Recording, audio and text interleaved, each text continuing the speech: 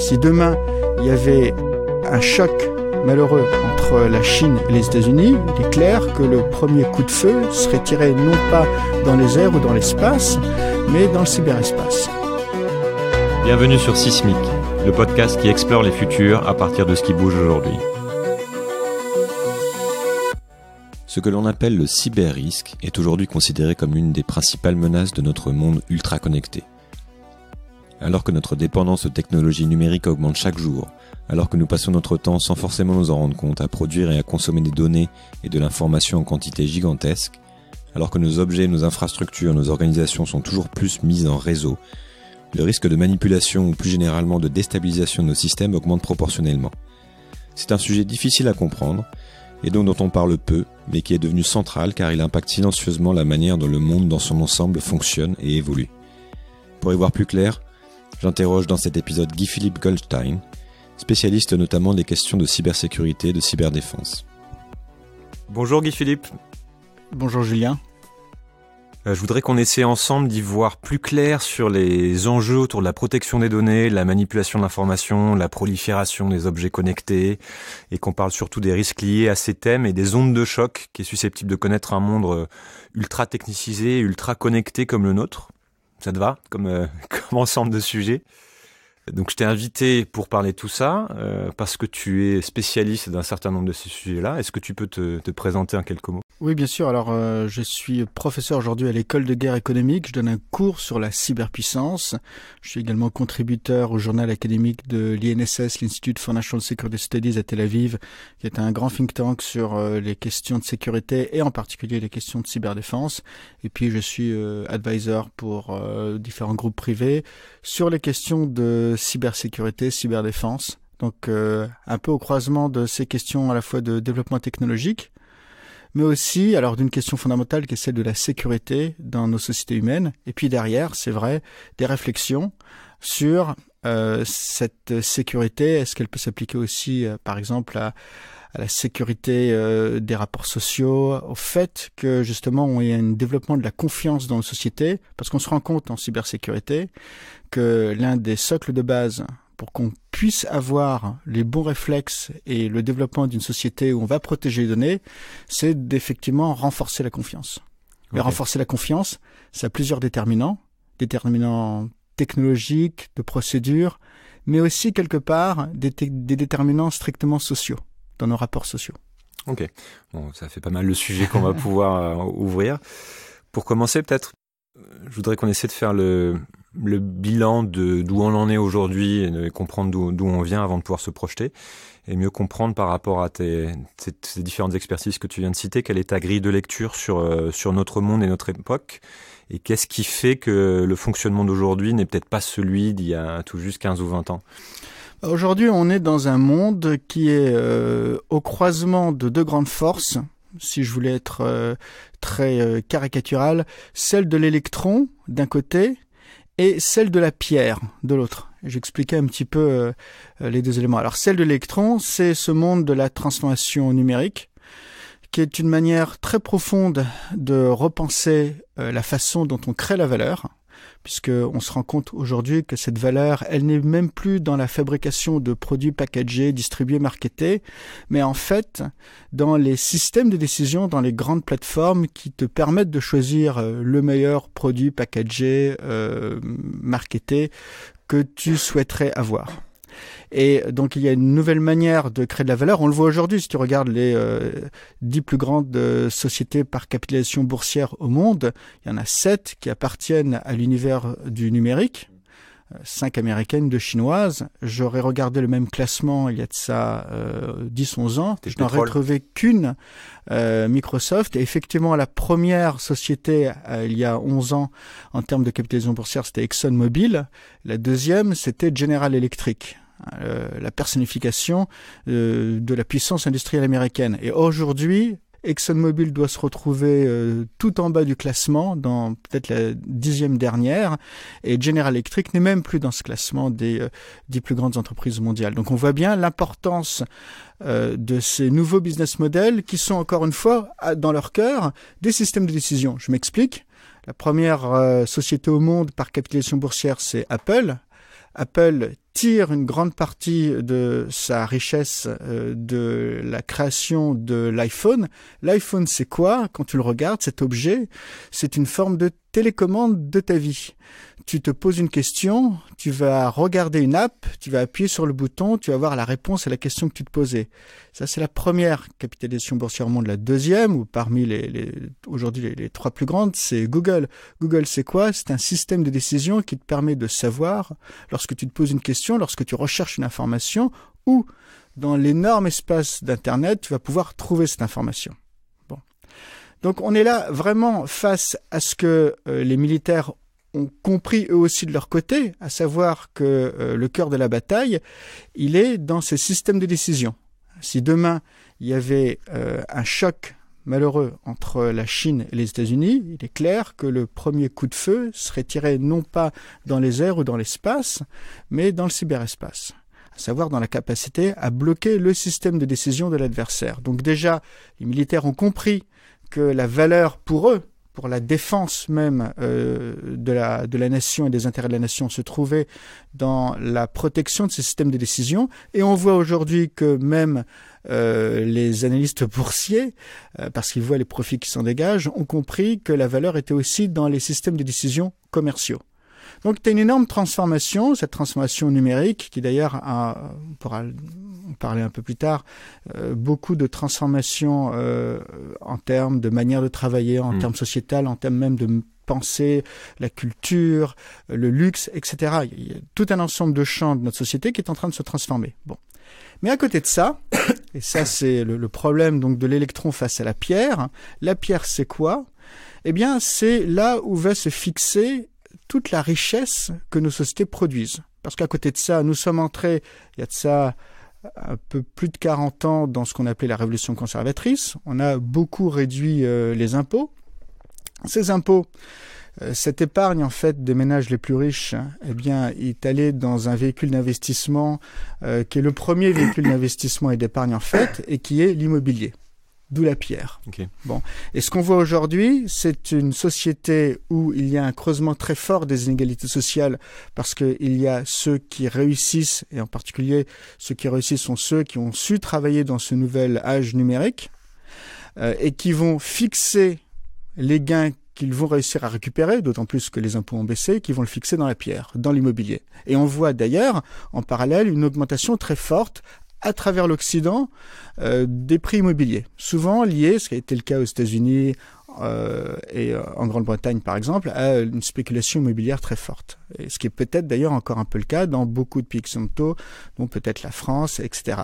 Et tout ça crée un choc ou une tension extrêmement forte et un nouveau type de lutte des classes en fait, entre la société ou la partie haute de la société, qui est celle qui a su, grâce à son talent hérité, éduqué, récolter au maximum les fruits économiques de cette révolution numérique, d'un côté, et en particulier donc ont su être capables de prendre ces fruits et de l'investir dans l'immobilier, dans la pierre.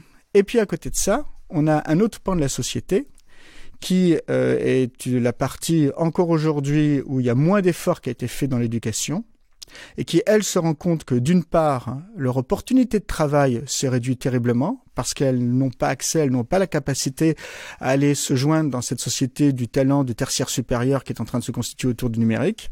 Et puis, en termes des coûts et du budget des ménages, cette partie basse de la société, elle, est en fait victime de la hausse de l'immobilier. D'accord. Donc là, tu as fait un tour justement de l'époque qu'on est un peu en train de vivre avec une espèce de nouvelle révolution industrielle, comme beaucoup l'appellent, avec du coup des changements au niveau du pouvoir dans les entreprises, des pouvoirs politiques et puis des conséquences qu'on peut avoir aussi sur les modes de vie des citoyens et sur les inégalités. On va essayer de revenir là-dessus un peu plus tard. Je voudrais qu'on revienne sur la notion de risque lié à la technologie. Pour bien comprendre de quoi il s'agit. J'ai en tête que dans les années 50-60, on avait une obsession du risque technologique qui était plus autour du nucléaire, par exemple, et de nouvelles technologies qui pouvaient apparaître et qui faisaient peur parce qu'on les maîtrisait pas forcément bien, ou alors qu'elles avaient un pouvoir surdimensionné. À l'ère de l'information et du tout numérique dont tu viens de parler, de quoi il faudrait avoir peur ou du moins avoir conscience?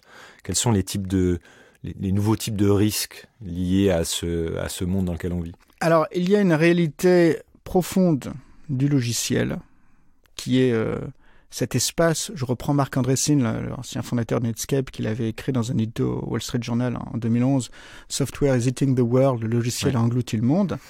Une des réalités de ce logiciel, c'est que c'est un système très profondément complexe.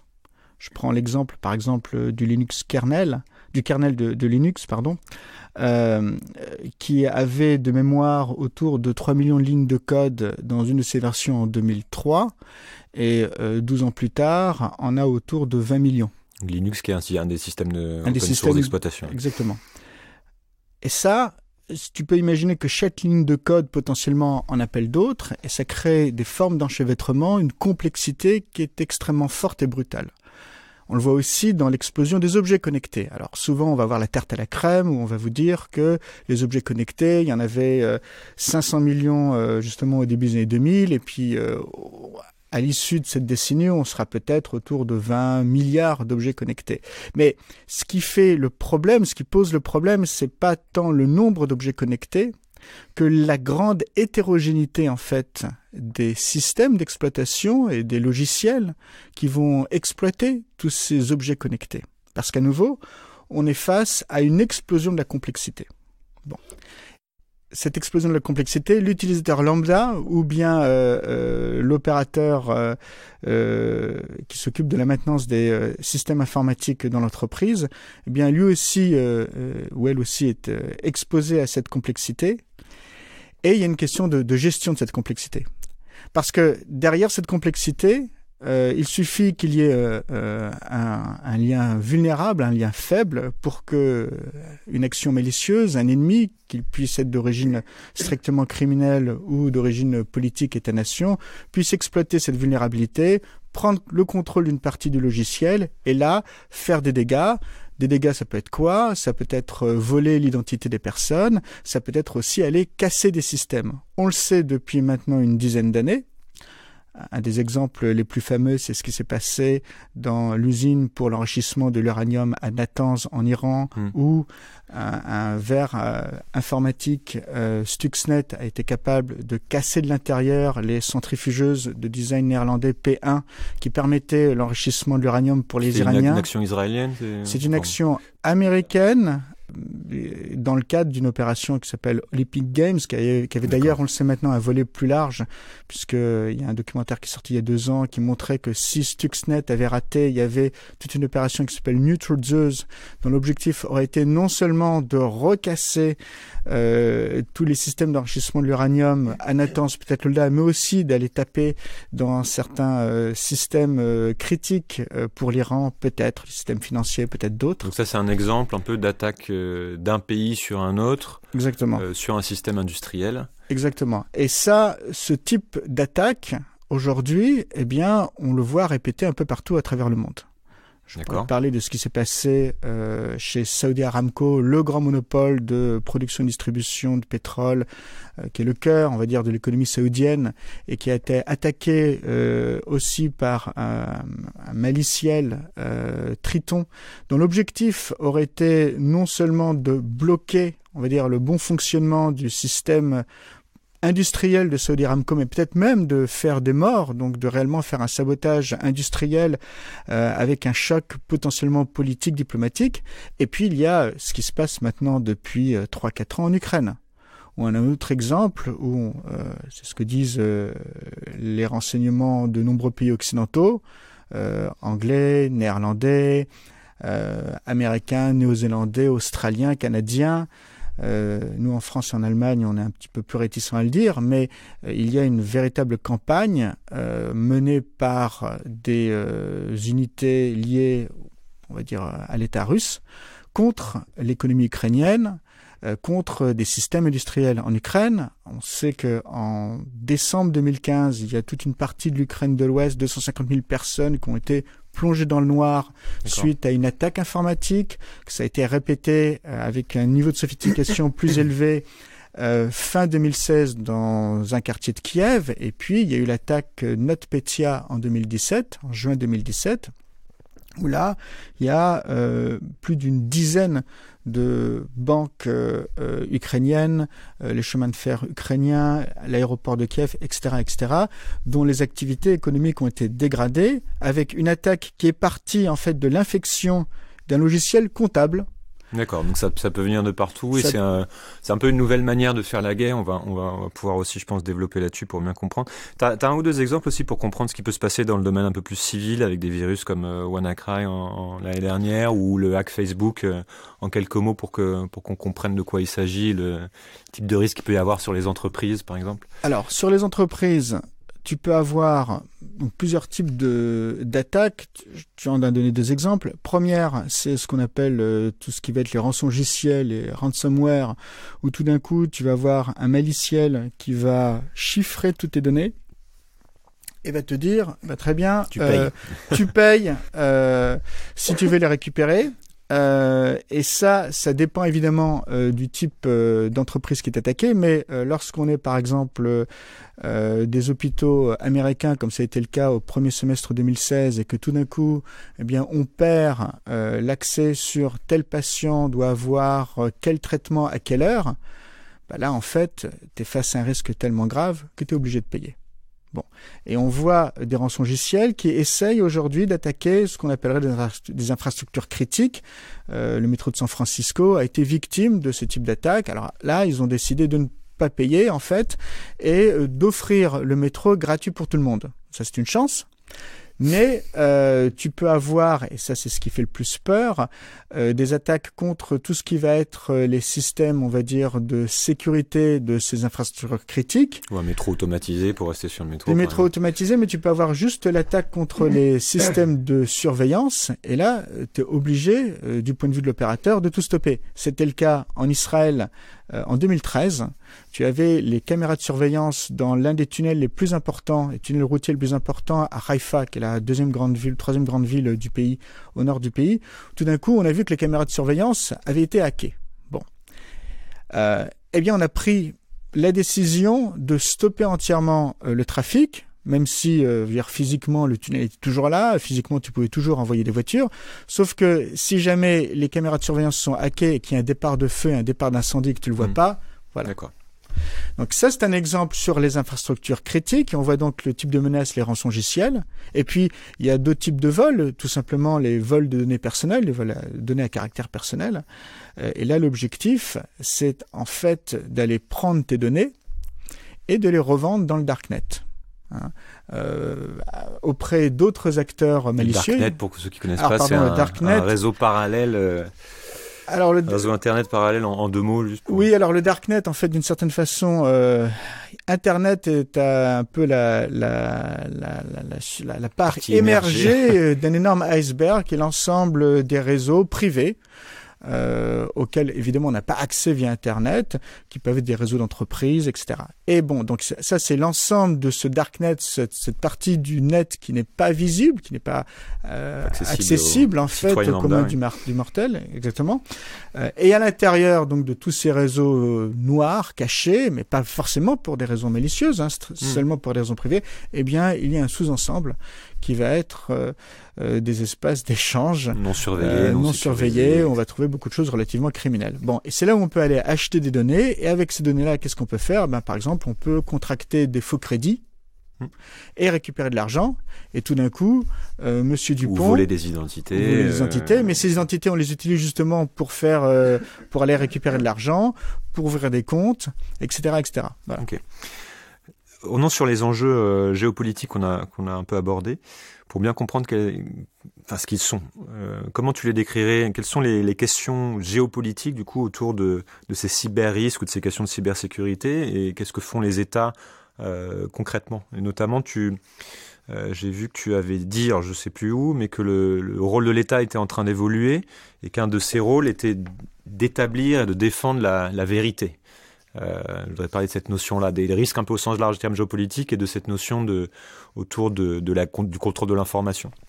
Alors, c'est vrai que cette lutte dans le cyberespace, elle est très particulière et elle ne peut pas se faire exactement comme on l'a connu du temps du nucléaire et peut-être même de ce qu'on connaît des conflits entre guillemets kinétiques avec des armes conventionnelles.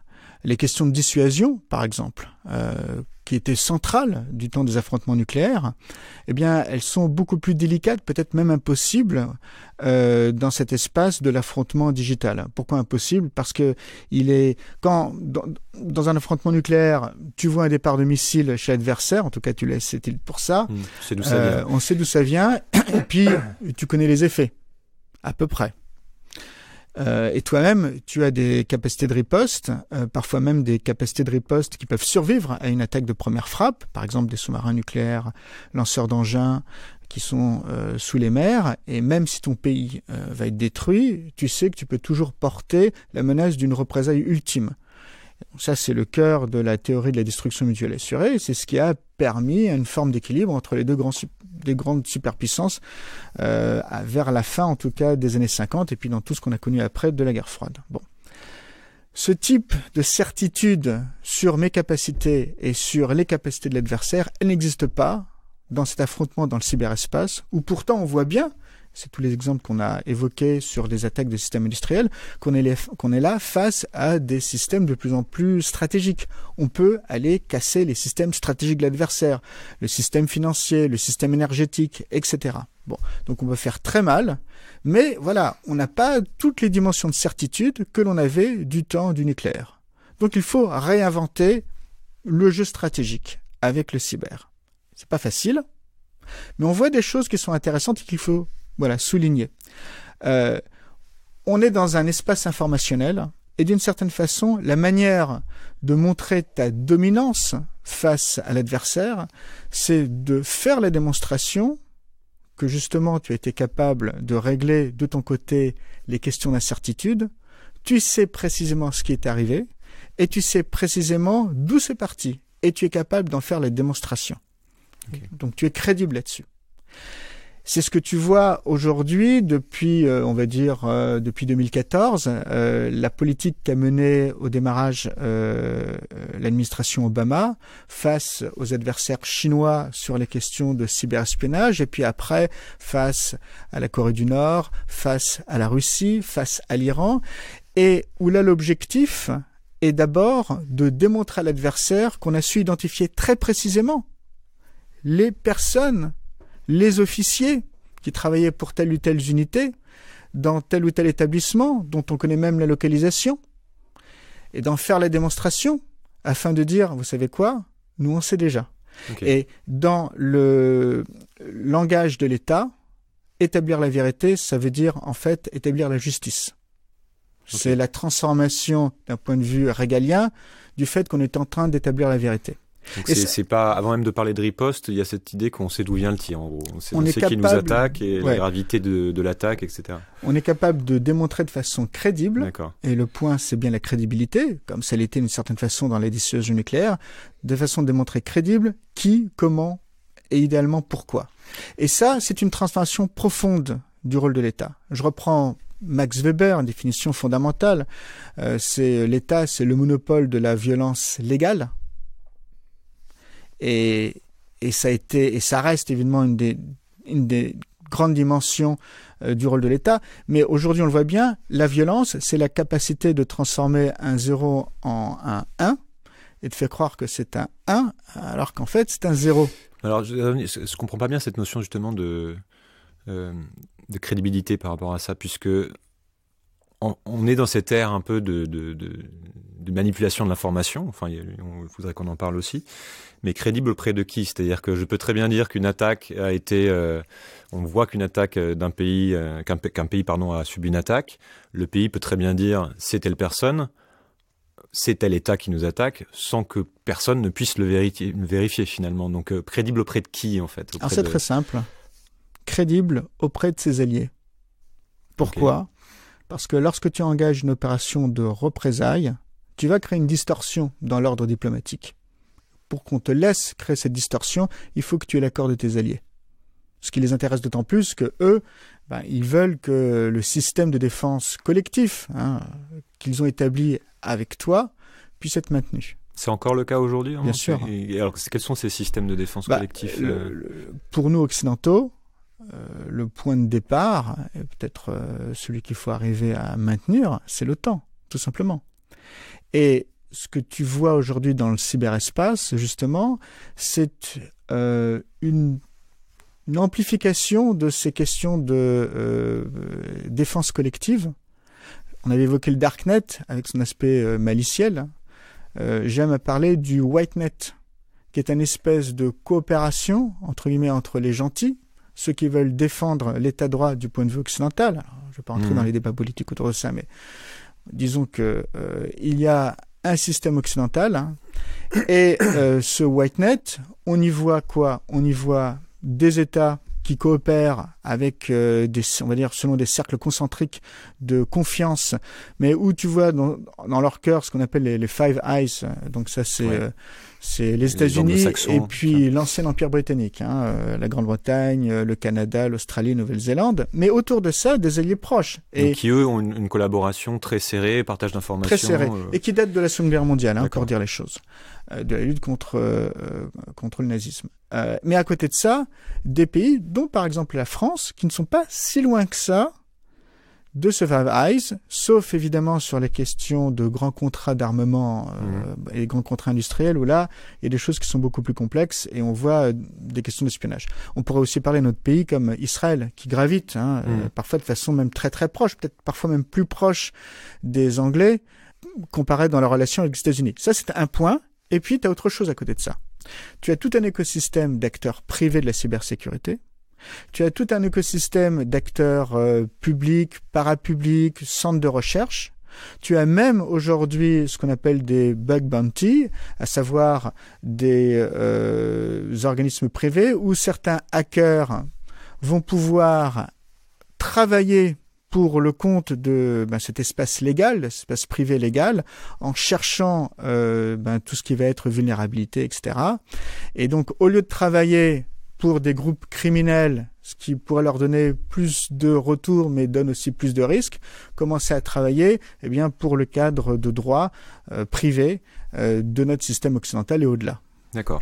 Donc on a quand même quelques grands blocs, Chine, Russie, bloc occidental, qui continuent un peu de s'affronter sur le terrain de l'information, de la maîtrise de l'information, de la manipulation de l'information. On parlait de cette notion de souveraineté nationale qu'il y a derrière ça, et ce que t'en dis justement à l'époque où une élection comme celle des États-Unis peut potentiellement être hackée. Quels sont les enjeux justement de souveraineté nationale à l'ère de la manipulation de l'information ? Alors, il va y avoir des enjeux, on va dire, je disais ça en deux, les enjeux de cyberdéfense, donc les actions concrètes, qu'est-ce qui se passe aujourd'hui, et les enjeux de cyberpuissance, comment tu développes des capacités à moyen terme pour ta souveraineté nationale. Bon. Pour ce qui est des questions de cyberdéfense, donc la défense aujourd'hui de notre périmètre de cyberespace, il est certain que là on retombe sur ce qu'on a évoqué sur la capacité à dire la vérité. Donc on le voit bien d'ailleurs avec les fake news. Si on avait eu un gouvernement américain capable, pour ce qui est de la protection du système électoral américain, dans le cadre des élections de 2016, qui ont vu finalement la victoire de Trump, le système électoral américain, il y a plusieurs éléments. Il y a d'une part tout ce qui permet de voter, les registres des votants, des électeurs, pardon, et puis à côté de ça, il y a le système médiatique qui permet à l'électeur d'aider à prendre une décision. Bon. Ce qu'on a vu en 2016, c'est une attaque protéiforme qui venait en très grande partie de la Russie et qui a attaqué directement le système médiatique qui est en fait aujourd'hui dans le cyberespace, à savoir les réseaux sociaux, et puis aussi qui a essayé peut-être de manipuler certains registres d'électeurs, mais ça a été bloqué. Néanmoins, l'attaque principale, c'est ce qu'on a vu donc sur ce système média. Pourquoi ? Parce que aujourd'hui, les réseaux sociaux aux États-Unis, mais c'est le cas aussi en Europe occidentale, en France, représentent l'un des principaux pourvoyeurs d'informations de news.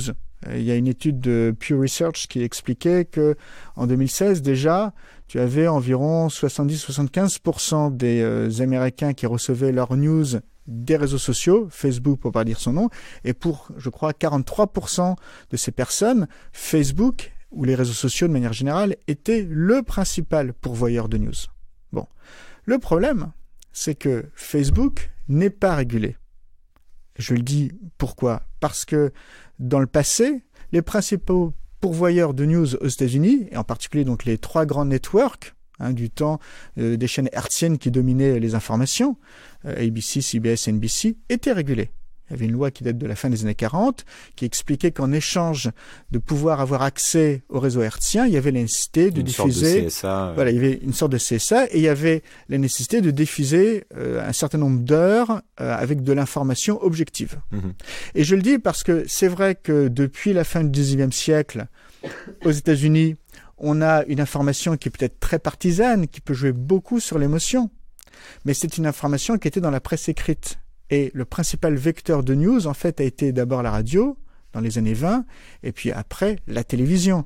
Et la part laissée à l'information de la presse écrite était, je ne vais pas dire marginale, mais ça touchait peut-être 10 à 20% de la population. La majorité de la population est exposée à des sources d'informations qui ne sont plus contrôlées par personne. Et qui ne sont plus régulées. Plus régulées. Elles l'étaient au passé. Mais contrôlées, justement. Exactement. Elles l'étaient auparavant, elles ne le sont plus aujourd'hui. Facebook se défend en disant « Oui, mais attention, nous, on ne fait que répercuter ce que les utilisateurs mettent », ce à quoi je réponds « Non ».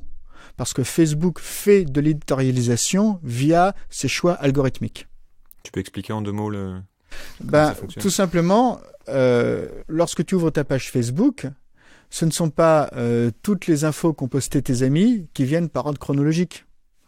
Il y a un choix qui a été fait en fonction des news qui ont peut-être été le plus de ce que tu as cliqué, recliqué, etc. Bon, dans la sauce de cet algorithme, il y aurait des choses extrêmement intéressantes à aller creuser, mais c'est cette sauce qui fait aussi la valeur pour, on va dire, les grands annonceurs d'utiliser Facebook comme un média dans lequel tu vas rester englué et collé.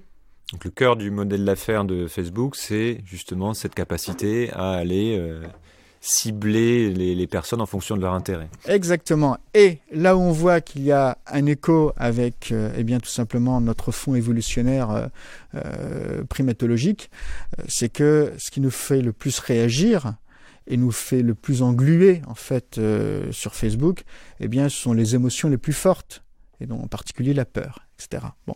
Donc tu vois, là, on n'a pas été capable non seulement de défendre face à une attaque qui venait de la Russie, mais on n'a pas non plus été capable de réguler. Donc il y a un manquement très fort de l'État américain, de l'État fédéral américain, et ça doit être aussi évidemment une leçon à tirer pour nous en Europe. Ça, c'est sur la question de cyberdéfense, et donc sur un aspect auquel on n'avait pas du tout pensé lorsqu'on pensait en termes de cybersécurité, cyberdéfense, parce que comme je te le disais, initialement, on a pensé la cyberdéfense en essayant de défendre les trucs en dur. Oui, les infrastructures. Les infrastructures, l'eau, le gaz, l'électricité, pas les le télécoms. Cerveau des citoyens. Et voilà.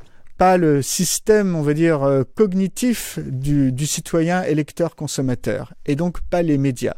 Or, c'est vrai que nous, démocratie pluraliste, nous avons une autre infrastructure critique en plus du truc en dur, et qui est l'infrastructure qui nous permet d'être des démocraties. Et ça, c'est quoi ?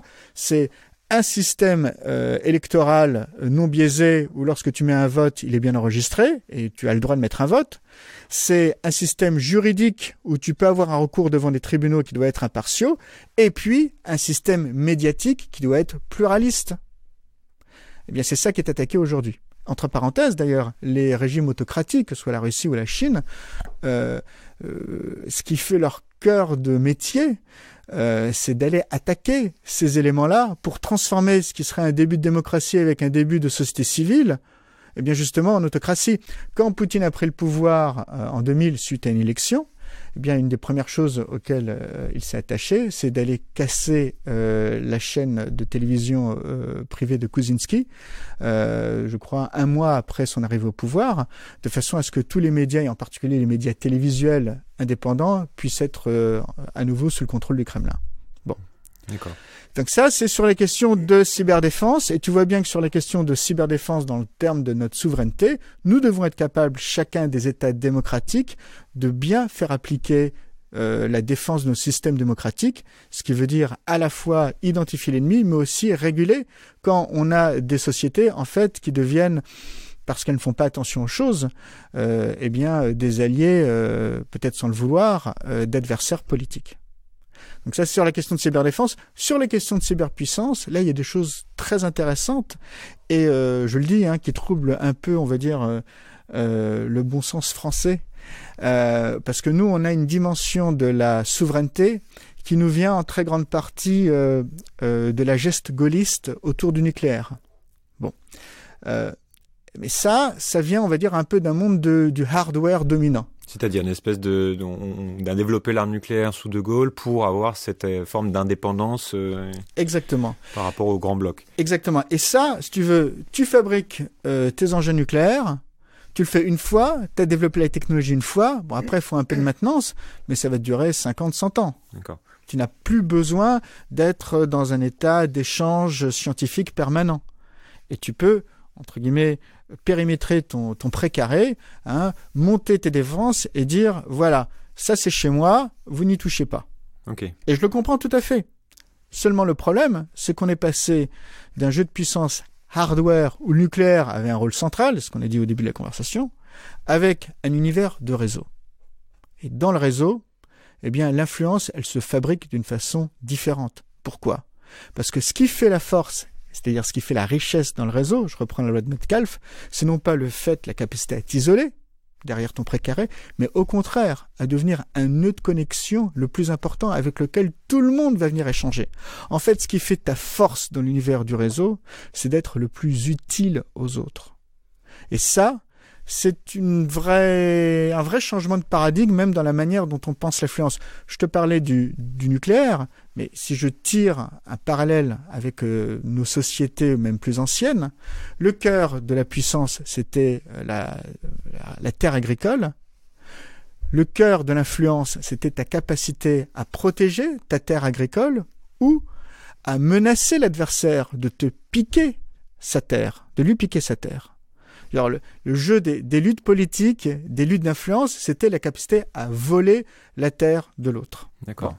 Eh bien, aujourd'hui, les systèmes d'influence sont totalement différents, puisque la richesse, ce n'est plus cette ressource contrainte qu'était la terre.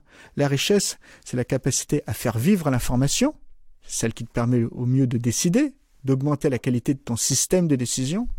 Et ça veut dire quoi dans un jeu de réseau ? Ça veut dire se retrouver être le nœud central. Donc le plus utile aux autres. Pour bien comprendre les forces en présence et revenir aussi sur peut-être la relation qu'on peut avoir en France et en Europe avec les États-Unis, qui est un peu particulière. Tu dirais qu'aujourd'hui on est quoi ? On est complètement dépendant justement du nœud américain pour tout ce qui est information, mais on l'est de manière positive parce que finalement on a une relation de confiance comme on pouvait avoir il y a quelques décennies. Ou alors, est-ce que tout ça, justement, c'est en train de changer parce que on voit aussi la manière dont la politique américaine évolue et dans quelle mesure on est finalement en train de devenir une espèce de vassal. Le mot est un peu fort, mais tu vois l'idée. Plutôt qu'un allié. Quand on voit que ce nœud, ça va être la NSA, ça va être tous les logiciels d'espionnage et que pour bien comprendre cette nouvelle dynamique qu'il peut y avoir aussi avec la puissance américaine. On est face à des vents contraires. Pour dire les choses de façon brutale. Bon.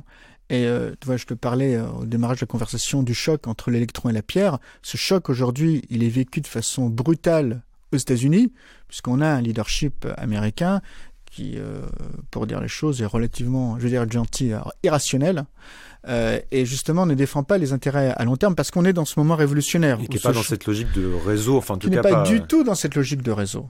Mais ça, je serais tenté de dire que ça va à l'encontre même des intérêts des Américains. Tu as aujourd'hui... Une erreur stratégique apparente en tout cas de leur part. Totalement. À un plus faible niveau, tu vois ce que les Britanniques... le problème auquel ils sont confrontés avec Brexit. Bon.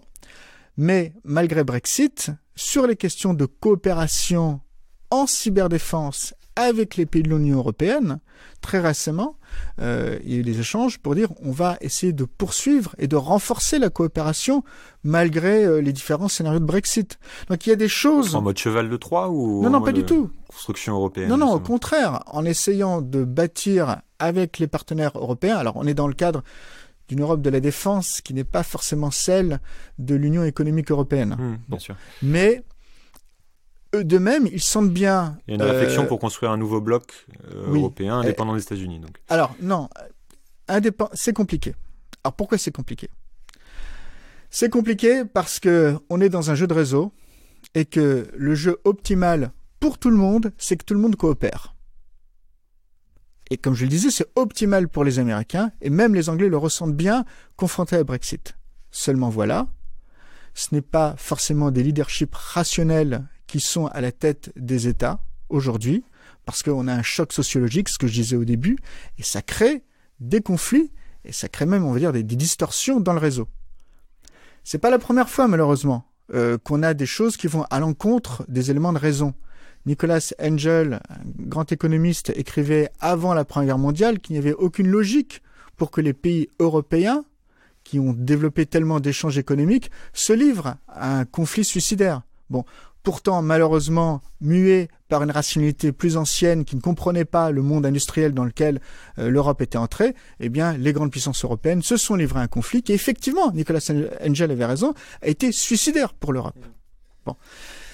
Donc, voilà, si tu veux, tu as la raison qui fait qu'on devrait tous coopérer, et d'ailleurs coopérer d'une façon tellement proche que, in fine, d'autres pays qui ont plus de difficultés, on va dire, à coopérer avec nous, qui vont être la Chine, qui vont être la Russie, vont se rendre compte qu'in fine, ils ont plus à gagner en rejoignant le pacte plutôt qu'en vivant de manière isolée. Mais à côté de ça, on a ces chocs sociologiques que je t'ai évoqués et qui ont des impacts tout en haut de la structure de commande, malheureusement. Bon, voilà. Maintenant, encore une fois, la logique profonde des réseaux, c'est que tu puisses être capable, parce que tu es très utile, même très utile aux partenaires américains, de te développer, tout en protégeant parfois tes intérêts. Je donne un exemple, celui d'Israël. Bon. Israël aujourd'hui est un pays qui ne peut pas vivre sans les États-Unis. Quand on regarde les investissements en recherche-développement qui sont faits en Israël, qui sont très conséquents, 4% du PNB, 4 à 5% du PNB, c'est bien plus élevé que dans les autres pays membres de l'OCDE. Et une très large part de ces investissements, en fait, viennent d'investissements occidentaux, pour pas dire américains. Bon. Mais on est là face à une révolution dans, entre guillemets, les termes de l'échange qu'on connaissait avant, des termes de l'échange coloniaux, où tu avais des puissances coloniales qui exploitaient des pays comme l'Inde, tu vois, où l'Inde envoyait la matière première, et puis c'était la puissance coloniale, la Grande-Bretagne, qui fabriquait tout ce qui était la valeur ajoutée, en fabriquant des tissus. Bien là, aujourd'hui, on a une forme d'échange inverse. On a la grande puissance impériale, les États-Unis, qui en fait envoie l'argent, et la valeur ajoutée, elle est fabriquée par l'écosystème israélien. Donc tout d'un coup, d'une façon un peu curieuse, bien tu te rends compte qu'un acteur qui vit très collé sur les États-Unis, Israël, arrive à avoir une forme de rapport de force avec donc la puissance américaine.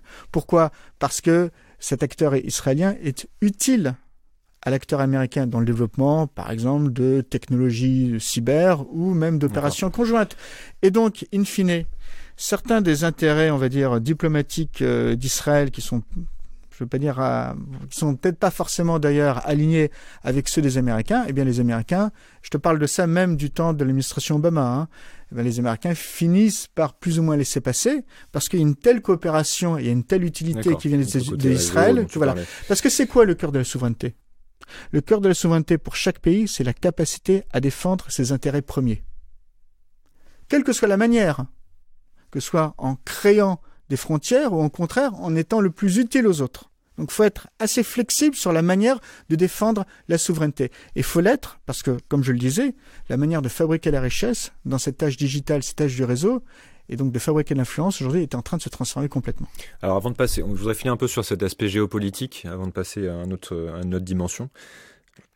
Pour bien comprendre, en quelques mots, quelles sont les forces en présence, tu as déjà un peu évoqué, et les types de risques, notamment de cette autour de cette nouvelle manière de faire la guerre. En fait, on voit qu'il y avait différents terrains d'action, l'eau, l'air, l'espace, etc. Et que maintenant il y a le cyber, et qu'il y a aussi des acteurs. Donc il y a les États, et puis il y a les acteurs, les pirates, qui sont autour de ça et qui ont aussi accès à cette technologie et qui posent des problèmes du type cyberterrorisme, etc. Comment tu vois les choses en termes de grands pôles de force et où se situent la France et l'Europe par rapport à ça pour comprendre la nature des risques qu'il faut avoir en tête? Bien sûr. Alors, d'une part, tu as encore aujourd'hui, et d'une façon très importante, un rôle prédominant des États dans ces questions de cyberdéfense. Tu vois ça parce qu'on s'est beaucoup posé la question de la capacité de groupes terroristes à aller faire du cyberterrorisme. On a même eu un cas en France où tout d'un coup, une grande chaîne de télévision française, TV5 Monde, qui a été attaquée par un groupe qui se revendiquait de Daesh, le cybercalifat. Sauf que, en grattant, alors c'est pas ce que disent les autorités françaises, mais c'est ce que disent à la fois des groupes privés de cybersécurité, et c'est ce que disent aujourd'hui d'ailleurs les autorités britanniques et néerlandaises. Ce cybercalifat, en fait, il venait de Russie. C'était bien la main du gouvernement russe qui était derrière. Alors pourquoi ? Parce que, encore aujourd'hui, quand tu veux faire une action de sabotage très sophistiquée, tu as besoin d'équipes pluridisciplinaires. Je te donne l'exemple de Stuxnet. Il faut être capable de comprendre à la fois comment fonctionnent les systèmes de contrôle industriel Siemens, mais aussi comment fonctionne de l'intérieur une centrifugeuse P1 de design néerlandais. Donc il faut avoir différents types d'experts. Il faut être capable de le tester. Tu fais pas ça tout seul devant ton PC. C'est pas possible de le faire tout seul devant son PC. Voilà. Et ça demande des compétences très particulières et très diverses, qu'en réalité ne peuvent réunir aujourd'hui que les États. Et tu vois d'ailleurs dans la sociologie des groupes terroristes, je parle de Daesh, tu vois qu'on n'a pas cette richesse de talent telle qu'un État peut les réunir. Bon. Donc c'est essentiellement un jeu d'État. Quels sont les grands acteurs aujourd'hui ? Eh bien, de façon assez intéressante, tu vas retrouver dans tout ce qui va être les actions offensives dans le cyberespace, tu vas retrouver tous les États qui ont des velléités stratégiques fortes. Donc, les membres permanents du Conseil de sécurité des Nations Unies, les 5, mais aussi des pays qui ont pu par le passé développer ou ont tenté de développer, par exemple, des armes stratégiques. On peut penser à l'Iran, on peut penser à la Corée du Nord, qui elle a réussi, on peut penser peut-être à Israël, on peut certainement penser au Pakistan et à l'Inde. Donc c'est très étonnant de voir qu'aujourd'hui, les pays qui ont développé, on va dire, les unités les plus offensives, sont aussi ceux qui ont toujours voulu avoir un petit peu le haut du pavé dans le dialogue stratégique des nations. Ce qui montre bien que c'est une question de volonté et une question de focus aussi des États. Et derrière ça, donc, tu as des réseaux d'alliances, on les a évoqués, et tu as une alliance fondamentale qui est celle des groupes occidentaux, avec au cœur de cette alliance, ce qui était l'alliance de renseignement, je l'avais déjà dit, des Five Eyes, qui date de la Seconde Guerre mondiale, et autour, une nébuleuse de pays plus ou moins proches, dans lequel tu peux mettre la France, tu peux mettre Israël, tu peux mettre d'autres pays occidentaux. Bon. À côté de ça, tu as entre guillemets d'autres plaques. Tu as une très large, très importante plaque chinoise. Et elle est très importante parce qu'aujourd'hui, quand tu vois des éléments de puissance, à savoir les investissements venture cap dans tout ce qui va être développement digital, ce qui est important parce que ça crée quand même des capacités duales, civil-militaire. Venture cap, c'est investissement dans investissement qui est le risque.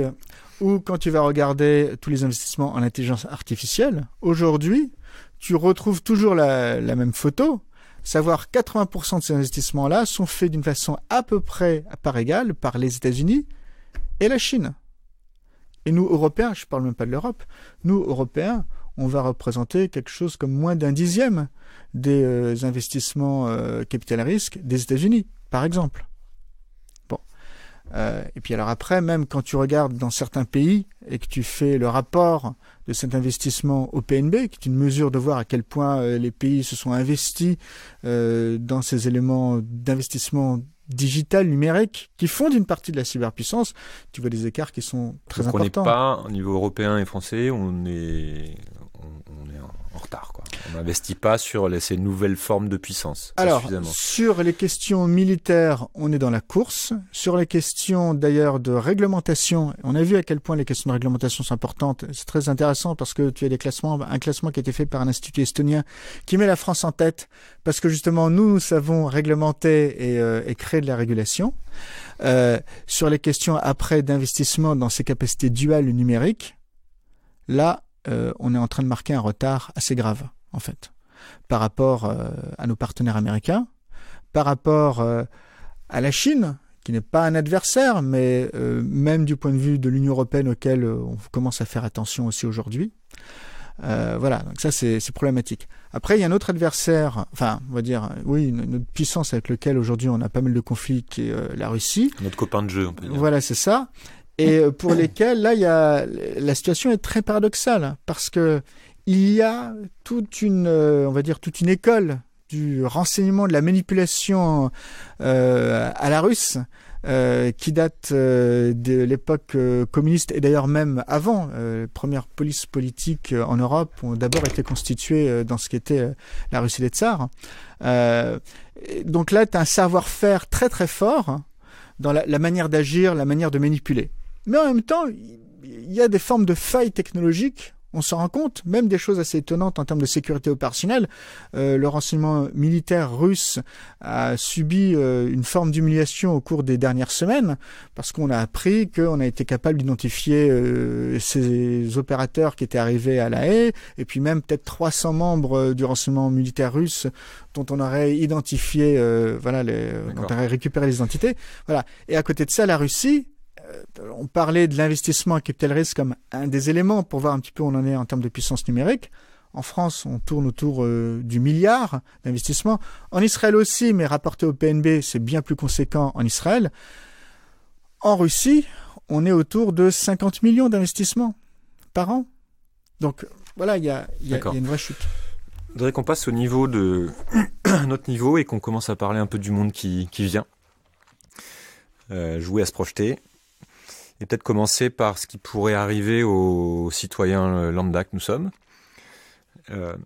J'ai lu un article récemment qui imaginait avec quelle facilité Terminator, donc culture pop de mon époque, de notre époque, trouverait Sarah Connor aujourd'hui, alors qu'en 1984, je crois, à l'époque où le film est sorti, il devait chercher dans un annuaire téléphonique et tuer au hasard toutes les Sarah Connor. Avec quelle facilité, en fait, il pourrait s'en débarrasser aujourd'hui, déjà en la trouvant, en allant chercher ses informations, en piratant ses comptes, en piratant sa voiture, son compteur électrique, en lui envoyant un faux mail pour lui donner rendez-vous, etc. Voilà, juste pour exposer, en fait, l'idée qu'on est certainement aujourd'hui beaucoup plus fragile en tant que citoyen, beaucoup plus facile à connaître, beaucoup plus facile à contrôler, à manipuler. Quel diagnostic tu fais de cette nouvelle réalité? Comment tu vois évoluer les choses? Si tu as une idée aussi des enjeux autour de cette notion de données privées, de manipulation, etc. On a un peu touché deux mots, mais voilà. Alors, j'ai conduit une étude avec, je les cite, PricewaterhouseCoopers, sur le futur de la cybersécurité et qu'est-ce que ça voulait dire pour les acteurs civils que sont les citoyens et puis les entreprises. Et on a essayé de mettre en place des scénarios sur une base de facteurs très simples en fait. Est-ce que on est face d'une part à une augmentation constante telle qu'on le voit aujourd'hui de notre innovation technologique, de notre surface d'attaque, si on parlait en termes de cyberespace, de cyberdéfense, ou est-ce qu'on va avoir affaire à des accélérations très fortes? L'accélération très forte, c'est tout d'un coup l'informatique quantique qui arrive entre guillemets en ligne, ou des rebondissements encore plus puissants dans l'intelligence artificielle, etc. Bon. Et puis à côté de ça, quelque chose qui est très important, et qui rejoint un petit peu ce que je te disais toujours en intro, cette lutte ce choc entre d'une part l'électron et la pierre, entre la technologie et notre manière à nous, êtres humains, de s'en saisir, à savoir un deuxième facteur important qui est notre capacité à maintenir notre état de droit. C'est-à-dire soit à le renforcer, soit à observer sa dégradation. Une dégradation qui pourrait venir parce qu'on a des luttes sociales qui se transforment en luttes politiques, qu'on a des acteurs politiques qui prennent le contrôle, et puis que tout d'un coup, donc l'état de droit finit par se dégrader. Si on en est là, effectivement, on atterrira dans le scénario que tu as évoqué, qui est un scénario en fait de système criminel et autocratique. On peut même dire de ce qu'on voit déjà apparaître parfois, de la même façon qu'en Amérique latine, tu avais les narco-states, à savoir des États un petit peu affaiblis qui s'alliaient avec des puissances criminelles qui venaient de tout ce qui était l'argent de la drogue, voilà. Eh bien, tu peux commencer à voir ça avec cette masse de la cybercriminalité, qui aujourd'hui, on l'estime à environ 600 milliards de dollars, l'économie de la cybercriminalité, soit un petit peu moins de 1% du PNB mondial, mais puis peut-être avec l'essor justement des objets connectés et de révolution informatique, pourrait demain atteindre, on voit des chiffres autour de 2000 milliards. Mais sans même parler de cybercriminalité, tu as aussi, ça peut aussi jouer au niveau d'un État. Et de contrôle, avec un contrôle fait sur les citoyens. On va pouvoir parler de la Chine aussi un petit peu plus là-dessus. Oui, alors à nouveau, et tu fais bien de citer la Chine, tout est lié à ta capacité à maintenir l'état de droit et à maintenir toujours au centre du jeu ce que l'on fait dans l'innovation numérique, à savoir l'importance des besoins de l'utilisateur. Bon. Il y a un calcul, il y a un pari qui est fait en Occident depuis 200 ans, qui s'est fait de façon progressive, mais qui a été que il vaut mieux qu'on règle nos conflits par le droit, et donc par la justice, plutôt que laisser les conflits être réglés par une puissance supérieure qui agirait de façon injuste. Ce qu'on voit dans des pays qui sont des autocraties ou qui sont des dictatures, voire des dictatures quasi totalitaires. Il ne faut pas oublier non plus que la Chine est un pays où le droit de vote n'existe pas. Il existe en Russie, mais il est manipulé, mais il n'existe pas du tout en Chine. Et même, on vient de voir une accélération de cet élément de dictature avec Xi Jinping. Exactement, Xi Jinping, qui est devenu quasi président à vie, on ne sait pas, alors que jusque-là, depuis Deng Xiaoping, il y avait une forme de roulement de différentes générations de dirigeants. Bon. Et à côté de ça, effectivement, donc tu as cet univers à la Terminator, quelque part, où tout le monde va être contrôlé. Tu peux en dire deux mots sur expliquer ce qu'est le crédit social? Oui, alors le crédit social, c'est que, et c'est une façon de faire d'ailleurs, entre parenthèses, un petit peu aberrante, où toutes les petites actions du quotidien même que tu vas faire, par exemple, tu ne vas pas payer ton ticket pour aller prendre le métro, tu vas être en retard de facture, en particulier si tu dois de l'argent à l'État. Tout ton comportement de citoyen. Ton comportement de citoyen, et puis il faut le dire aussi, on est encore dans le cadre d'une dictature, donc probablement tous tes écrits par rapport à est-ce que c'est dans la ligne du parti ou pas. Bon, donc là, si tu veux, quelque part, on voit des choses qu'on connaissait déjà des dictatures. Voilà, juste pour fermer la parenthèse sur le crédit social, c'est un système qui est en train d'être mis en place en Chine, qui est déjà en partie en place, qui évalue le bon citoyen, le mauvais citoyen, il lui accorde des droits et donc utilise cette donnée qui est disponible. Et donc cette donnée est utilisée et après tu vas avoir des pénalités ou des gains. Voilà. Et des choses qui sont franchement un petit peu en partenariat d'ailleurs avec des entreprises. Donc par exemple, tu as un bon crédit social, tu vas pouvoir couper les queues, tu vas pouvoir être le premier installé dans l'avion, etc. Tu as un mauvais crédit social, tu auras peut-être même pas accès à certains tickets, certains billets.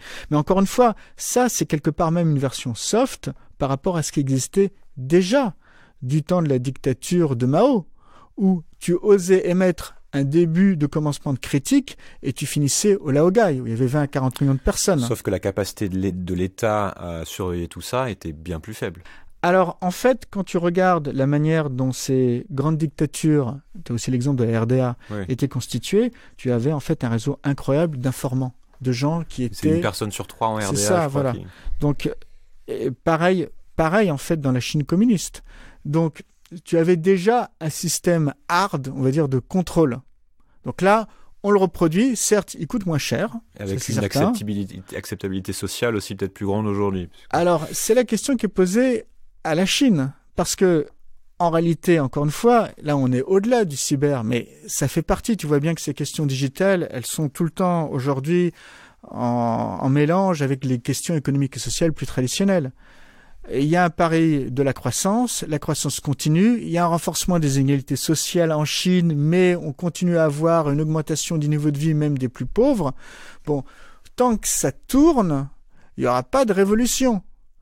Le jour où tu auras une vraie crise économique, 3 petits points, là on est un petit peu hors sujet, mais on voit des signes financiers qui ne sont pas forcément très positifs sur la Chine aujourd'hui, des avertissements de la Banque des règlements internationaux, du FMI, etc. Bon, peut-être qu'on aura, quoi qu'il arrive, un retournement, de la même façon que même dans les dictatures les plus dures, quand tout d'un coup tu avais un effondrement trop brutal du système économique, tu as eu des révolutions, ou des contre-révolutions. Tout ce qui est recherche sur l'IA, et tu parlais aussi de l'ordinateur quantique, et une nouvelle manière de faire des ordinateurs beaucoup plus puissants. Donc toutes ces recherches-là aussi sont orientées vers une plus grande automatisation et sophistication aussi dans la manipulation des données et donc de l'influence et des cerveaux, en fait, pour faire court. Donc pousser les gens demain à ne plus réfléchir, mais à faire confiance aux IA, ça représente quel type de risque, tu vois, tu parlais de l'iPhone et du fait qu'aujourd'hui il y avait des intelligences artificielles qui étaient dedans et qui nous influençaient dans nos choix. Tu pourrais en parler un peu de ça ? C'est un risque gigantesque. Il est tellement important et tellement grave, d'ailleurs, qu'à mon avis, il sera stoppé à un moment donné. Je m'explique. On le voit déjà dans l'univers militaire. La capacité à prendre une décision assistée par des intelligences artificielles, cette capacité doit être explicable à l'échelon politique. Sinon, tu n'as plus d'outil militaire. Je rappelle que l'outil militaire, c'est, pour reprendre Clausewitz, une autre manière de faire la politique, d'imposer sa force à l'adversaire afin que ses intérêts politiques priment. Mais si tu n'es plus capable de contrôler l'outil militaire, tu n'as plus de contrôle politique sur ce qui fait ta force, donc tu n'es même plus crédible politiquement. Je peux prendre un autre exemple. Imagine, on va être un peu brutal, imagine que tu as un système d'armement létal qui va aller attaquer un terrain d'action. Et il embarque de l'intelligence artificielle, il peut l'embarquer pour de bonnes raisons, à savoir essayer de minimiser au maximum tout ce qui va être dommages collatéraux, morts civiles, et se focaliser uniquement que sur les combattants. Malheureusement, entre guillemets, il y a un bug, ça ne marche pas. Et au lieu de minimiser les dommages collatéraux, au contraire, tu les maximises tout d'un coup. 50 000 morts. Bon. L'État qui aura employé ce système d'armement ne pourra pas dire devant la communauté internationale, devant son adversaire, je suis vraiment désolé, la machine n'a pas fonctionné. Ou alors s'il le dit, il fait la preuve de son impéritie. Et donc il n'est plus crédible politiquement, il n'est même plus crédible auprès de ses alliés.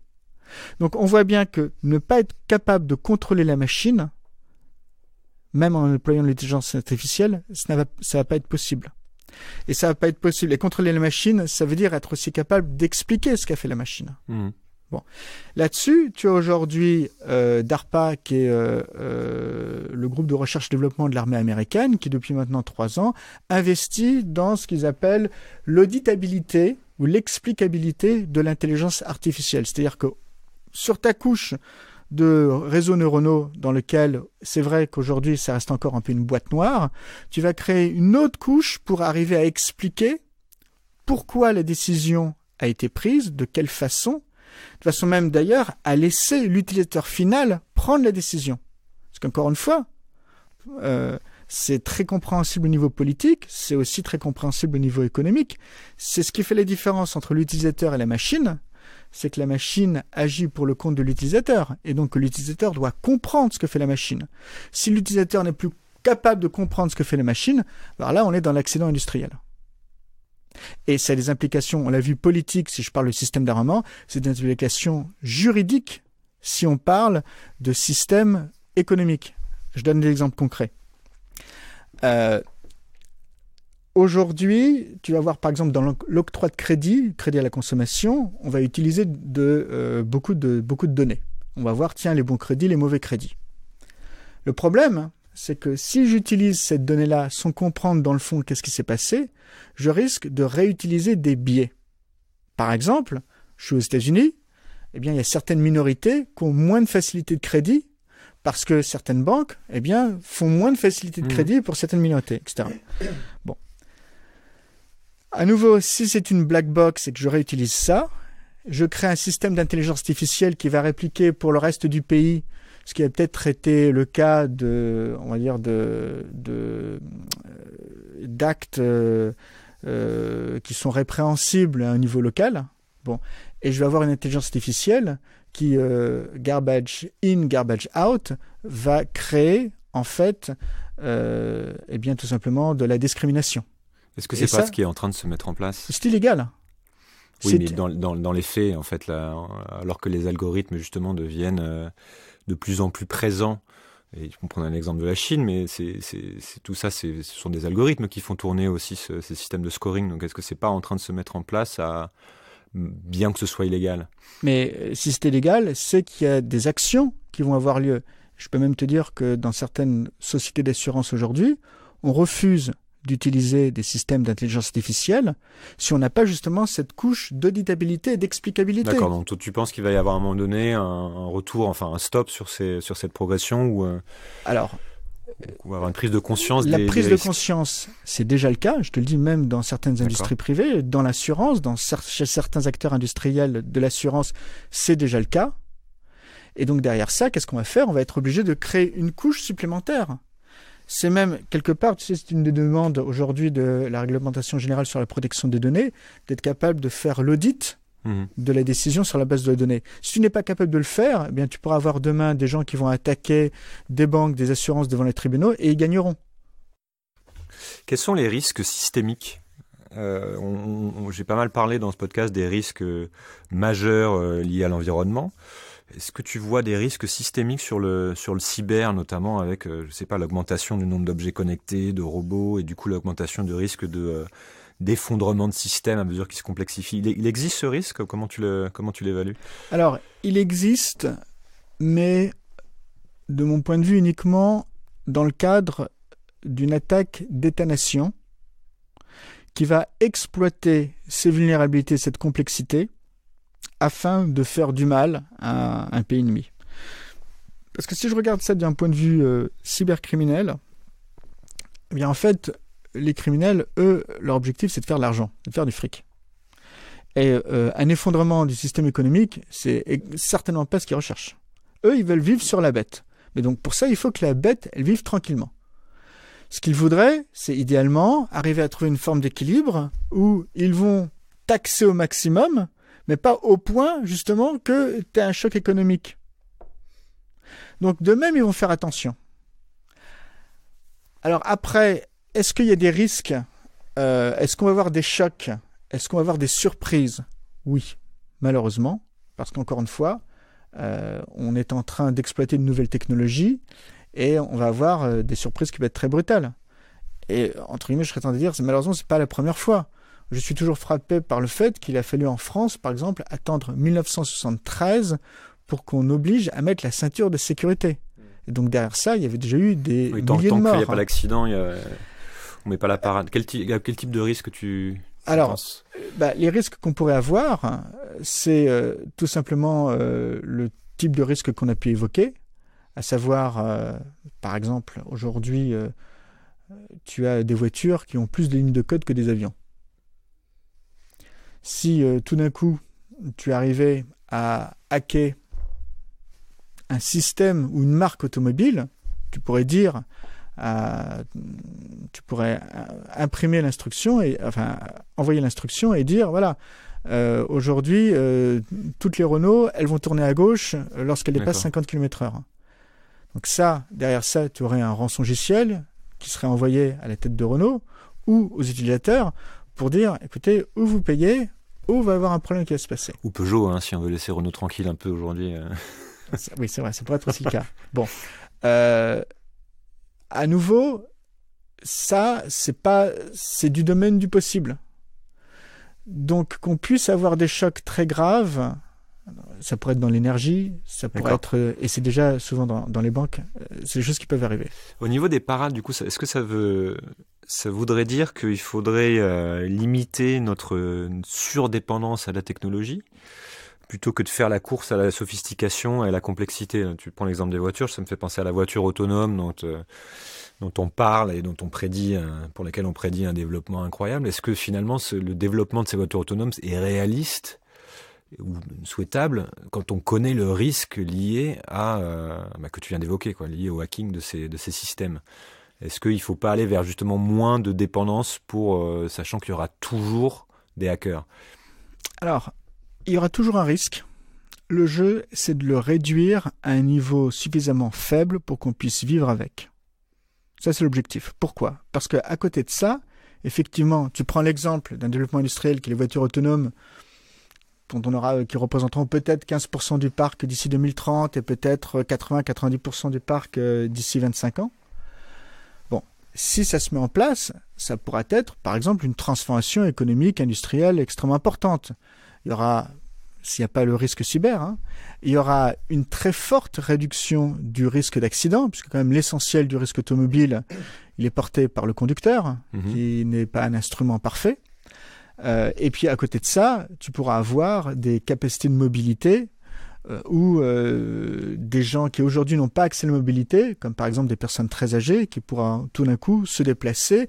Et d'ailleurs, d'un point de vue même d'aménagement du territoire, tu peux réfléchir à un désenclavement tout d'un coup d'espaces urbains pour lesquels, à date, il y avait très peu de transports en commun et où tout d'un coup, tu peux avoir toute une flottille de voitures ou de flottes qui peuvent permettre donc de mieux se déplacer. Donc ça, c'est la carotte. Maintenant, tu évoquais le bâton. Effectivement, c'est le risque cyber. Et je serais tenté de dire que ce risque cyber, de toute façon, on ne peut plus y échapper dès aujourd'hui. Donc ce qu'il faut faire, c'est d'abord prendre conscience de ce risque-là et passer à une stratégie qu'on appellerait de résilience. La stratégie de résilience, c'est ce qu'on voit dans les pays, par exemple, qui sont confrontés à des chocs sécuritaires très importants, ou des chocs cyber, ce que tu vois en Estonie, par exemple, tu vois en Israël. Et d'une certaine façon, c'est malheureusement ce qui est arrivé en France par rapport au risque terroriste après 2015. Bon. C'est cette capacité à se dire, il n'y a pas de risque zéro, ça c'est impossible, mais on va tout faire pour réduire le risque. Donc on va avoir un choc à un moment donné, mais on va être capable de s'y adapter. Et d'ailleurs, d'une certaine façon, c'est parce qu'on se prépare au choc, parce qu'on a cette culture du risque, qu'on va être capable de réduire le risque quand il arrivera. Et ça veut dire quoi, ça? Ça veut dire tout un ensemble de choses sur la manière, par exemple, d'organiser l'entreprise, que l'entreprise, d'ailleurs, soit moins concentrée très essentiellement sur la performance, mais aussi sur ce qu'on appellerait des capacités redondantes, de façon à absorber le choc. Donc, tu vois, aussi d'un point de vue de toute cette civilisation axée sur la performance, uniquement la performance, le cyber va peut-être faire bouger un petit peu les lignes en disant... Sur la résilience. Ouais, il faut plus de résilience. Donc, il faut un peu de performance, mais le balancer ça avec aussi un petit peu de redondance. Ça, c'est un premier point. L'autre point qui est intéressant, c'est que je te parlais de la manière de penser la résilience et qu'on est tous porteurs dans un système résilient de la sécurité du système. C'est que, d'une certaine façon, aujourd'hui, la ligne de front dans le cyberespace... là où éclatent les conflits, c'est pas sur les crêtes de montagne ou au franchissement des rivières, mais c'est dans le cœur des entreprises. Donc c'est dire quoi? C'est dire qu'aujourd'hui, l'officier de réserve, c'est l'ensemble des managers de l'entreprise. Okay. Et d'une certaine façon, si je veux tirer un parallèle avec une vieille démocratie, ce qui a fait l'un des fondements de la démocratie athénienne, c'était que tout le monde, en tout cas les citoyens Le chef meurt, il est remplacé. Ouais. Tout le monde était remplaçable, d'une part. Et puis, d'autre part, et peut-être de façon encore plus importante, tout le monde participait à la protection de la ville, la police. Tout le monde était hoplite avec ces fameux systèmes de phalanges pour défendre la ville. D'accord. Et là, d'une certaine façon, tu retrouves cet élément un peu démocratique où, qu'on le veuille ou non, nous sommes tous désormais comptables de la sécurité des entreprises pour lesquelles on travaille et donc de la sécurité de la nation. Au niveau individuel, puisque tu évoques ça, qu'est-ce qu'il faut prendre en compte en fait? Comment on se protège en quelques mots? Quel est le comportement que toi tu adoptes ou que tu conseilles d'adopter pour maintenant ou pour les années à venir? Alors des choses très simples en fait, qu'il faut savoir bien mettre en place. D'une part, quand tu le peux, avoir un mot de passe avec des fonctions de multifunction authorization. Ouais.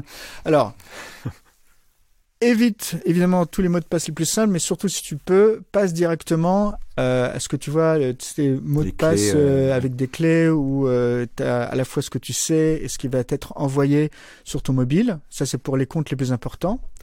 Pour tes informations les plus critiques, eh bien, chiffre-les, de façon à ce que si elles sont volées, eh ben, on n'y aura pas accès.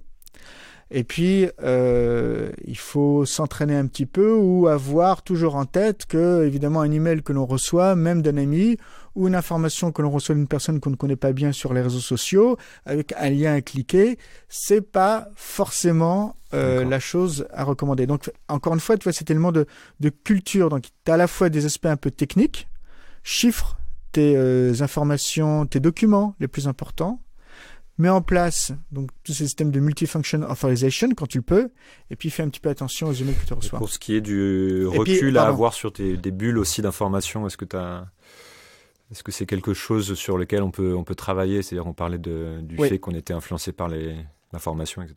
Oui. Je termine sur l'autre point important, comment je peux l'oublier.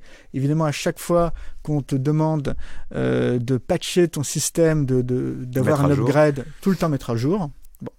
Et puis après, donc, sur ce qui serait un petit peu la résilience cognitive du citoyen, une chose qui est assez simple en fait.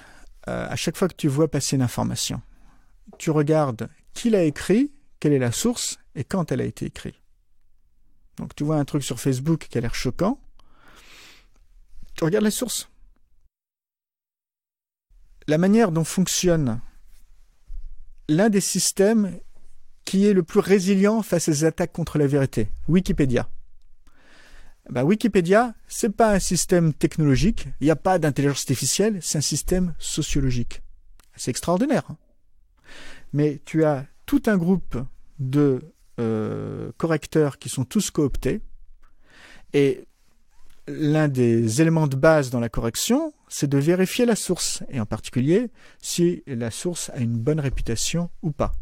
Alors, une source qui a une bonne réputation, alors peut-être que tu vas dire que je suis parti pris, mais ça va être par exemple des journaux reconnus, et puis évidemment essayer de balancer entre sources plutôt de droite, sources plutôt de gauche, etc. Donc c'est des choses assez simples en fait, mais un gros travail d'éducation à faire sur il faut de conscience. Toujours regarder d'où vient l'information initiale, la qualité de la source. Et puis après, si tu as le temps, essayer de creuser comment l'information, quel journaliste, ou alors, si on parle d'un papier scientifique, regardez de toi-même. On arrive à la fin. Est-ce que tu aurais une onde de choc ou un signal faible qu'on ne voit pas forcément venir et dont on ne parle pas assez? Pour moi, il y a deux grandes transformations technologiques qui vont continuer et amplifier le bouleversement du monde. Une qu'on évoque, mais j'ai l'impression qu'on ne ressent pas encore assez quel va être son impact, c'est tout simplement la robotisation. Tu vois des choses au niveau industriel assez frappantes, à savoir que des robots industriels, il y a encore de ça 20 ans, coûtaient peut-être 100, 150 000 dollars la pièce. Aujourd'hui, on est à 30 000 dollars la pièce, parfois même moins. D'ici 2025, on sera en moyenne à 10 000 dollars la pièce. Et puis après, à partir de 2025-2030, on va avoir des robots industriels, donc des robots vraiment capables de faire beaucoup de choses, dont le coût va être extrêmement faible. Et tu vas avoir très probablement le même développement que ce qu'on a connu dans l'informatique. On a eu d'abord les gros mainframes qu'on voyait dans les grosses entreprises, et avec les grosses entreprises qui pouvaient l'acheter.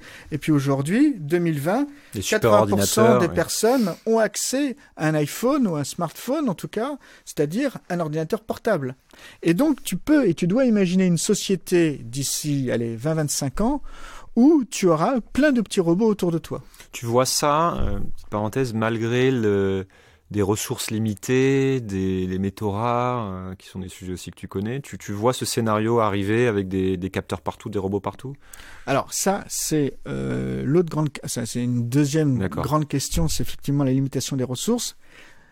Je vais te réponds d'une façon un petit peu détournée, mais c'est une question fondamentale. Tu avais une deuxième onde aussi. Mais elle répond aussi d'ailleurs à la deuxième question. Mais effectivement, on estime aujourd'hui que depuis le début de la révolution industrielle, on a consommé à peu près 50% de toutes les ressources sur Terre. Mais malheureusement, le rythme s'accélère. Alors effectivement, d'ici 2050, peut-être qu'on va être face à des crises de matières premières ou métaux rares extrêmement graves. Et là, on aura des chocs économiques très brutaux, comme d'ailleurs on a déjà connu un choc économique très brutal avec le choc pétrolier dans les années 70. Et donc tout d'un coup, des pics de coûts qui font que, hop, on est stoppé, inflation, et on a un blocage en termes économiques. L'espoir autour de ça, c'est justement cette transformation digitale. Pourquoi ? Parce que, alors, je vais faire 30 secondes de philosophie, mais si tu réfléchis aux 3 éléments fondamentaux dans l'univers, tu as la matière, l'énergie et l'information. Mais si tu contrôles l'information et tu es capable de démultiplier l'information, tu peux manipuler la matière et l'énergie peut-être autant que tu veux. Justement, l'information, c'est ce qui te permettrait de mieux manipuler la matière et l'énergie. Ce qui te permettrait d'avoir, tu sais, tous ces circuits où on est capable de recycler les ressources d'une façon beaucoup plus efficace, d'autant plus que l'énergie qui te permet de prendre la matière et de la recycler, elle pourrait être puis moins abaissée. De gaspillage, etc. Et voilà, beaucoup moins de gaspillage. Et donc ça, pour préparer ce qui est pour moi le point ultime de la société d'information, et qui est quelque chose dont on parle très peu, parce qu'on parle beaucoup d'intelligence artificielle, on parle beaucoup d'informatique quantique, et ça, ce sont les moteurs, mais le use case derrière ça, pour moi, c'est la simulation. Et la simulation, c'est la capacité demain à être capable de comprendre comment fonctionnent les systèmes complexes. Alors on le voit, on commence à avoir ce type de réflexion-là en cyberdéfense. On se dit, tiens, un quartier ou une ville, si j'attaque ce point d'information, si j'attaque ce pylône d'électricité, etc. De faire des fantômes numériques. Voilà. Est-ce que je peux casser la ville ? Bon.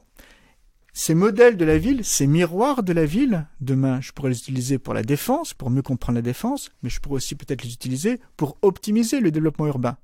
Et puis tu parles de ville, tu peux parler de nation, voire de pays entiers. Tu pourras aussi simuler, très probablement, des esprits humains. Et ça, tu te dis que ce n'est pas plus énergivore encore que...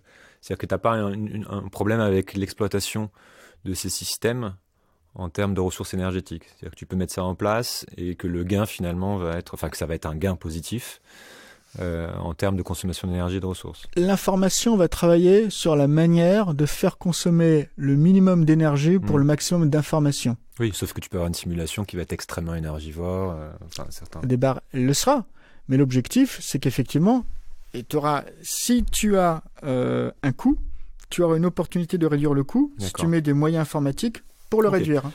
Et on en est encore très loin. C'est que le système d'information qui aujourd'hui est capable de produire le maximum d'informations avec le minimum d'énergie, c'est le cerveau humain.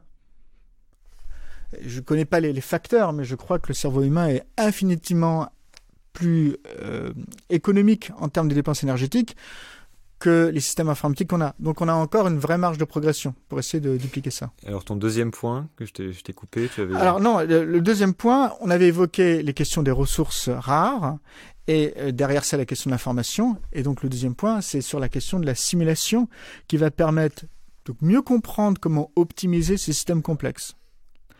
Qui est peut-être aussi d'ailleurs une manière, je l'évoque rapidement, de fabriquer des défenses virtuelles dans ce jeu de la cybersécurité. Parce qu'aujourd'hui, très rapidement, l'un des grands problèmes de la cybersécurité, c'est qu'on a une attaque qui se développe aussi vite que les systèmes de défense. Bon. Et l'attaque, en fait, les attaquants voient ce qui se passe, comprennent comment réagir les défenses et donc voient évoluer, coévoluer. Mais si tout d'un coup, les défenseurs créent des simulations, des fausses entreprises dans lesquelles l'attaquant va s'engouffrer, alors là, tout d'un coup, il y a une forme d'asymétrie. Et le défenseur va voir qui attaque, comment, pourquoi. D'accord.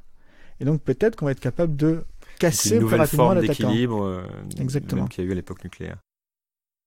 Est-ce que tu as 1 ou 2 livres sur ces sujets que tu voudrais me recommander aux auditeurs? Alors, j'ai... sur d'autres sujets, sur l'avenir en général. Mais justement, qui évoquent un petit peu les 2 questions d'introduction qu'on avait évoquées, à savoir transformation technologique, mais face à des chocs sociologiques. Alors, au niveau des chocs sociologiques, je recommande ce livre de Walter Scheidel, The Great Leveler, sur toute cette histoire des inégalités sociales construites au fil du temps par le développement technologique, l'urbanisation, etc., ce qu'on est en train de vivre, et comment malheureusement, la plupart du temps, ces inégalités ont été résolues, cassées, mais par un phénomène terrible qui est celui de la violence humaine, que ce soit via la guerre, que ce soit via la révolution sociale. Et donc là, c'est une vraie question qui est posée à notre humanité aujourd'hui, c'est comment nous, on va réussir à réguler les inégalités sociales sans passer par la violence de masse. Bon. Et puis, au niveau technologique, alors moi, un roman que je recommande parce que je trouve que c'est une très belle évocation justement de ces mondes des robots et des simulations multiples, et en particulier des simulations de l'individu humain, c'est Robot Futures de Ila Reza Noorpach, je le prononce probablement extrêmement mal, qui est un chercheur de MIT et qui pour moi offre des visions extrêmement intéressantes, à la fois optimistes et pessimistes, mais on est bien au-delà de Black Mirror sur ce monde de demain, d'ici 2030-2040, qui pourrait être vraiment à la portée de nos doigts, à la portée des systèmes informatiques avec lesquels nous sommes en train de vivre. Ok, et puis je mettrai des liens sur le site vers ton livre ou pour ceux que ça intéresse. Merci beaucoup Guy-Philippe. C'est moi, merci beaucoup Julien. Merci beaucoup d'avoir pris le temps d'écouter cet épisode. N'hésitez pas à découvrir les autres épisodes déjà publiés dans lesquels j'explore d'autres points de vue, d'autres clés de lecture sur les forces à l'œuvre qui feront le monde de demain. Vous pouvez vous abonner à ce podcast sur votre appli préférée pour être sûr de ne rien rater, et je vous invite aussi à laisser un commentaire ou un avis, 5 étoiles si possible, sur Apple Podcasts ou iTunes pour m'aider à rendre ce podcast visible. Vous pouvez retrouver cet épisode sur sismic.fr avec toutes les références citées, ainsi que d'autres liens pour continuer à creuser les sujets évoqués. C'est Sismic, c'est demain et ça bouge. À bientôt.